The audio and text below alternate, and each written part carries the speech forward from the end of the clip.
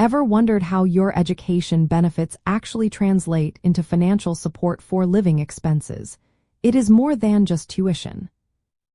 The GI Bill Monthly Housing Allowance, or MHA, is primarily calculated based on the Department of Defense's Basic Allowance for Housing, or BAH, for an E5 service member with dependents. It is tied to the zip code of your school.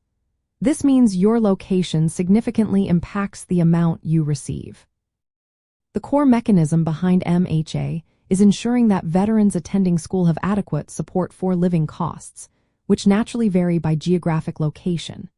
The VA uses the E5 with dependents BAH rate because it is a standardized benchmark for housing costs across different military installations and civilian areas. However, there are crucial factors. Your MHA is prorated based on your enrollment status and your eligibility percentage. If you are 100% eligible and a full-time student, you will receive the full BAH rate for your school's zip code. If you are less than full-time or less than 100% eligible, the amount will be adjusted proportionally. Also, if you are exclusively taking online courses, your MHA will be half of the national average BAH for an E5 with dependents, not tied to a specific zip code. To estimate your specific MHA, you can use the VA's GI Bill comparison tool online. Simply input your school's name and the percentage of your GI Bill eligibility.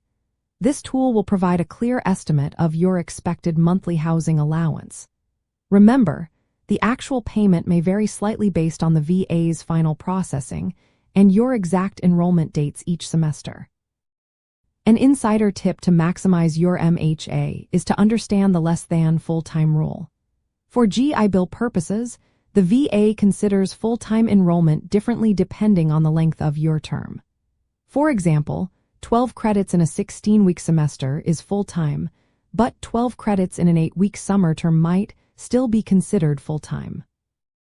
However, going from 3/4 time to full-time enrollment can sometimes significantly increase your MHA payment, more than just the proportional increase, by pushing you over the threshold for a higher payment tier. Also, remember that if your school is located in a high cost of living area, your MHA will reflect that, potentially offering substantial financial relief compared to a lower cost area. Understanding how your GI Bill monthly housing allowance is calculated empowers you to make informed decisions about your education and where you choose to study.